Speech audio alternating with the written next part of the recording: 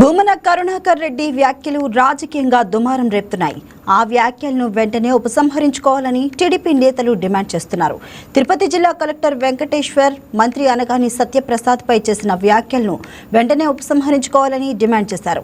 ముఖ్యంగా బీసీల పట్ల భూమన కరుణాకర్ రెడ్డి వ్యవహరిస్తున్న తీరు సరికాదని తిరుపతి పార్లమెంటరీ అధ్యక్షురాలు పనపాక లక్ష్మి మండిపడ్డారు.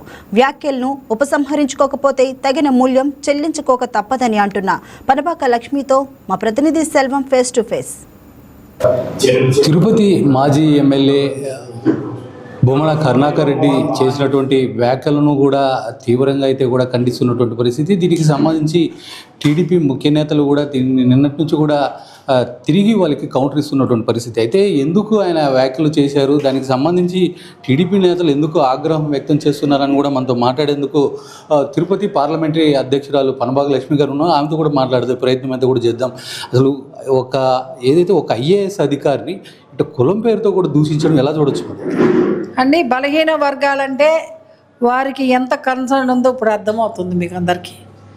ఒక పేద ఇంటి నుంచి కష్టపడి ఒక అధికారిగా ఉన్నటువంటి ఒక మ్యాజిస్ట్రేట్ హోదా కలిగినటువంటి ఫస్ట్ క్లాస్ మ్యాజిస్ట్రేట్ స్టేటస్ అయింది ఒక కలెక్టర్ది.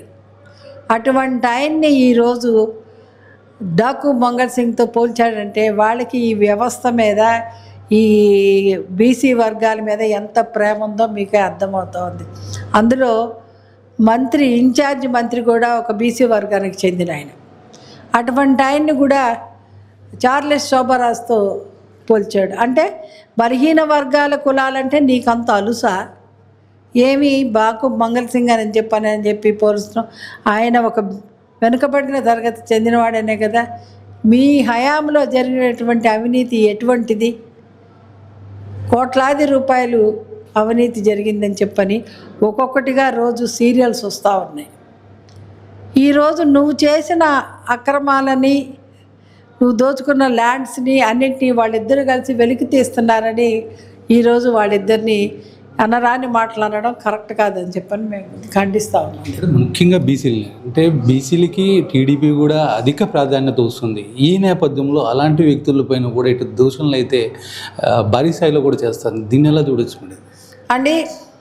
బీసీలకి ఎస్సీలకి పెద్దపీట వేసిన ప్రభుత్వం ఏదైనా ఉందంటే అది తెలుగుదేశం ప్రభుత్వం.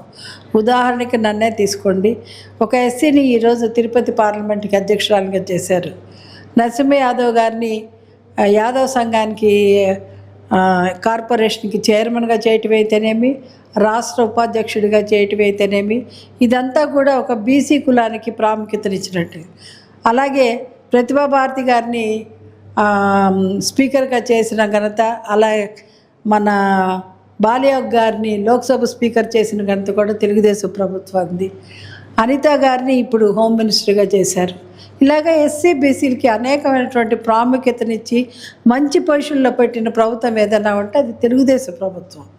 దీన్ని మేము తప్పకుండా ప్రభుత్వం ఒక చర్య అయితే ఖచ్చితంగా తీసుకుంటాం. అంటే ముఖ్యంగా చూస్తే కూడా ఇటు ఐఏఎస్ అధికారిని నిజంగా ఏదైతే కూడా కులం పేరుతో కావచ్చు, అదేవిధంగా వేరే ఇతర మార్గాలు కూడా అంటే డాకు మంగళ్ సింగ్ అని కూడా ఆ పేర్లు కూడా ఉపయోగించారు. అయితే దీనికి సంబంధించి ఇటు ఏదైతే ఐఏఎస్కి సంబంధించినటువంటి కమిటీ ఉంటుందో దానికి ఏమన్నా మీరు సూచనలు ఇస్తారా? మేమెందుకు, వాళ్ళే ముందుకు వస్తారు. ఎందుకంటే ఈ రోజున ఇండిపెండెన్స్ డే కాబట్టి ఆ హడావిడిలో ఉన్నారు అందరూ. రేపు చూద్దాం ఏం జరుగుతుందో. దీనిపైన మీ టీడీపీ ప్రభుత్వం ఏ విధంగా ముందుకు వెళ్ళిపోతుంది? మేము దాన్ని ఖండిస్తున్నాం కదా. అందుకనే కదా ఈరోజు అందరం కలుసుకుంటూ మాట్లాడుతున్నాం. ఎందుకంటే ఒక బీసీ వర్గానికి చెందిన ఆయన్ని ఆ రకంగా మాట్లాడడం, డాకు మంగళ్ సింగ్ అని చెప్పని మాట్లాడడము, లేకపోతే మంత్రి గారిని చాలా శోభరాజ్తో మాట్లాడడం, ఇదంతా ఖండిస్తూ ఉన్నాం మేము.